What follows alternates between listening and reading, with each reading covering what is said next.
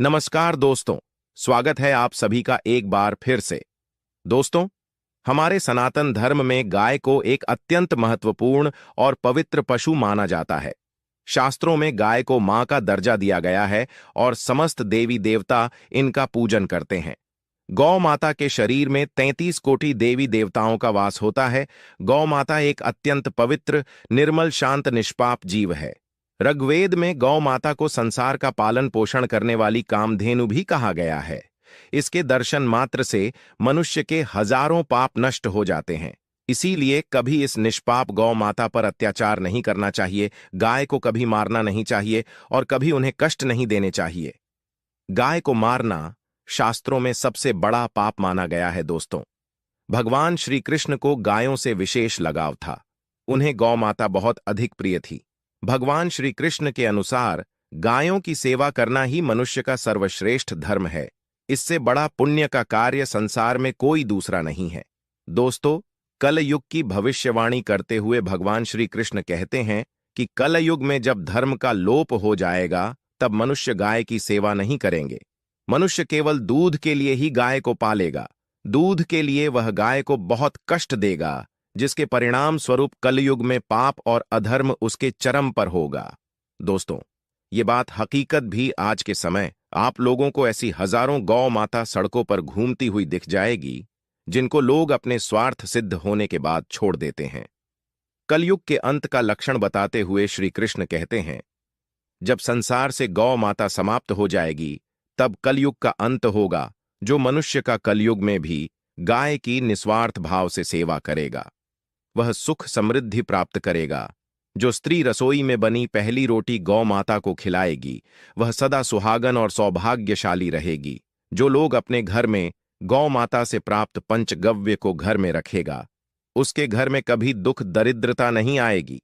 दोस्तों, हमारे सनातन धर्म में गौ माता की सेवा को ही सर्वश्रेष्ठ माना गया है। जो व्यक्ति प्रतिदिन किसी न किसी तरह से गौ माता की सेवा करता है, वह सबसे अधिक पुण्यवान बन जाता है। गांव में तो मनुष्य को गौ माता की सेवा करने का अवसर प्राप्त होता है, लेकिन शहरों में गौ माता के दर्शन आसानी से नहीं हो पाते हैं।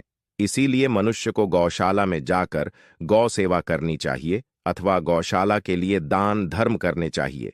इसके अलावा आप अपने घर में ही गौ माता की मूर्ति रखकर उनकी पूजा जरूर करें। इससे भी माता कामधेनु का आशीर्वाद प्राप्त होता है। शास्त्रों में गौ माता को माता लक्ष्मी का रूप माना गया है। इसीलिए उनकी पूजा करने से दरिद्रता दूर होती है। प्राचीन काल से ही गौ माता की सेवा और संरक्षण करने की परंपरा चली आ रही है। कई आर्षि मुनि अपनी कुटिया में गायों का पालन करते थे तथा राजा महाराज गायों का दान करते थे। गायों के दान को सबसे बड़ा दान कहा गया है। गाय का दान करने से सभी जन्मों के पाप नष्ट हो जाते हैं और मनुष्य को मोक्ष की प्राप्ति होती है। आज हम आपको गौ माता के संबंध में बहुत ही महत्वपूर्ण बातें बताने जा रहे हैं। गाय की पूजा कैसे करनी चाहिए, गाय को कौन सी चीजें खिलाने से कौन सा फल मिलता है तथा गाय के किस अंग को स्पर्श करने से दरिद्रता दूर होती है, आदि बातों के बारे में हमारे शास्त्रों में बहुत ही महत्वपूर्ण ज्ञान दिया गया है। हमारी अत्यंत पूजनीय गौ माता के बारे में आप सभी को यह बातें अवश्य जान लेनी चाहिए। इससे आपके जीवन से सभी प्रकार के कष्ट दूर होंगे। दोस्तों, कई बार महिलाएं जाने अनजाने में गाय को कुछ ऐसी चीजें खिला देती हैं जिस माता लक्ष्मी क्रोधित हो जाती है। शास्त्रों में कहा गया है कि ये चीजें गाय को कभी नहीं खिलानी चाहिए। इससे मनुष्य के जीवन में दुर्भाग्य आता है और उसे किसी भी कार्य में सफलता नहीं मिलती है। तो चलिए जान लेते हैं। गौ माता के विषय में महत्वपूर्ण नियम। सबसे पहली बात है, दोस्तों को माता के दर्शन करना बहुत शुभ होता है। शास्त्र कहते हैं, रोज सुबह गाय के दर्शन होने से पुण्य की प्राप्ति होती है और सुबह गोबर के दर्शन होने से लक्ष्मी की प्राप्ति होती है।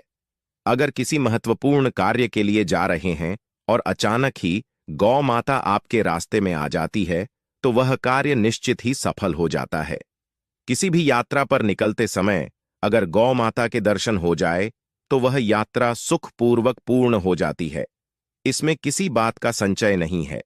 ज्योतिष शास्त्र के अनुसार कुंडली में यदि पितृदोष होता है तो अन्य उपायों के साथ साथ गौ माता को प्रतिदिन रोटी और घास खिलाने से फायदा होता है और पितृदोष से मुक्ति मिलती है। इसी तरह कुंडली में यदि शनि की साढ़े साथी या महादशा है तो हर शनिवार और अमावस्या को काले रंग की गाय को घास या रोटी खिलाएं और उसकी पूजा करें। इससे शनि दोष कम होता है। गोमूत्र यानी कि गाय का मूत्र बहुत ही उपयोगी, पवित्र और स्वास्थ्य की दृष्टि से अत्यंत लाभकारी होता है। आध्यात्मिक दृष्टि से तो गोमूत्र का महत्व है ही, साथ ही वैज्ञानिक और स्वास्थ्य की दृष्टि से भी गोमूत्र के बहुत से लाभ बताए गए हैं। गोमूत्र में बहुत से खनिज पदार्थ और स्वास्थ्यवर्धक तत्व होते हैं जो हमारे शरीर को शुद्ध करते हैं और बहुत से रोगों से भी बचाते हैं।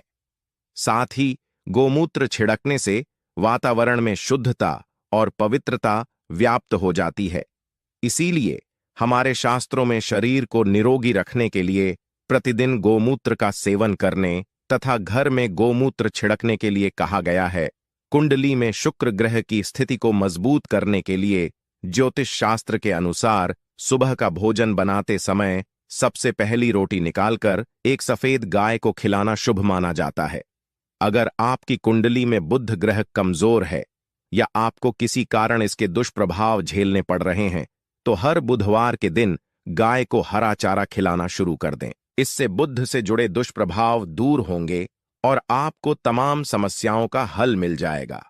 अगर कुंडली में मंगल दोष है जिसके कारण आपके जीवन में कई तरह की परेशानियां हैं तो लाल रंग की गाय की सेवा करें। मंगलवार के दिन गाय का पूजन करें और उसे गुड़ और चने आदि खिलाएं। बृहस्पति ग्रह को जीवन के सभी मांगलिक कार्यों का कारक माना जाता है। ऐसे में अगर किसी व्यक्ति के जीवन में विवाह आदि मांगलिक कार्यों में विभिन्न निर्माण हो रहे हैं तो उन लोगों को कुंडली में बृहस्पति ग्रह की स्थिति को मजबूत करने के लिए रोटी पर गुड़ और चने रखकर गौ माता को खिला देना चाहिए। इससे आपको शुभ परिणाम प्राप्त होते हैं। अगर घर में अशांति है, लड़ाई झगड़े होते रहते हैं तो घर में सुख शांति बनाए रखने के लिए घर के अंदर गाय के गोबर से बने उपले को जलाना चाहिए और उसकी दुआ संपूर्ण घर में फैलाना चाहिए। इससे घर की नकारात्मक ऊर्जा नष्ट होती है और सकारात्मक ऊर्जा में वृद्धि होती है। गाय के दूध, दही, घी, गोबर और गोमूत्र से बनने वाले मिश्रण को पंचगव्य कहते हैं। पंचगव्य को पाप नाशक कहा जाता है और हिंदुओं की एक धार्मिक विधि प्रस्तुत करने में इसका उपयोग किया जाता है। पंचगव्य को बनाने वाली सभी वस्तुएं अत्यंत उपयोगी होती हैं, जो स्वास्थ्य के लिए लाभदायक तो है ही, साथ ही औषधि गुना से भी भरपूर है। दोस्तों, अगर आपके द्वार पर गौ माता आती है तो उसे बिना रोटी खिलाई जाने मत देना, नहीं तो आपको दुर्भाग्य का सामना करना पड़ेगा, क्योंकि जिसके द्वार से गए बिना कुछ प्राप्त किए ही गौ माता लौट जाती है, उसके घर से धन की देवी माता लक्ष्मी भी चली जाती है। प्रत्येक स्त्री को प्रतिदिन गाय के लिए एक रोटी बनानी चाहिए और प्रेम से गौ माता को खिलानी चाहिए। इससे गौ माता का आशीर्वाद प्राप्त होता है और मन की इच्छाएं पूर्ण होती हैं। कुछ लोग गौ माता को बासी भोजन अथवा जूठन खिला देते हैं। इसे शास्त्रों में पाप माना गया है। आप किसी अन्य पशु को जूठन खिला सकते हैं, लेकिन गौ माता को कभी झूठा नहीं खिलाना चाहिए। भूख लगने के कारण गौ माता उस अन्न को ग्रहण तो कर लेती है, लेकिन इसका पाप उस व्यक्ति को लगता है जो गौ माता को ऐसा बासी और झूठा भोजन खिलाता है। एक शाकाहारी और पवित्र पशु है, इसीलिए गाय के भोजन में कभी मांस, अंडे आदि चीज नहीं डालनी चाहिए। ऐसा करने से महापाप लगता है। यदि आपकी कुंडली में चंद्र दोष है जिसके कारण लगातार परेशानी उठानी पड़ रही है तो आप ये एक उपाय जरूर करें। आप रोटी पर सफेद मक्खन, नमक और घी लगाकर गौ माता को खिला दें। यदि शनि दोष है तो आटे में थोड़े काले तिल मिलाकर रोटी बनाकर गौ माता को खिला दें। इससे शनि दोष समाप्त होता है। मंगल दोष को दूर करने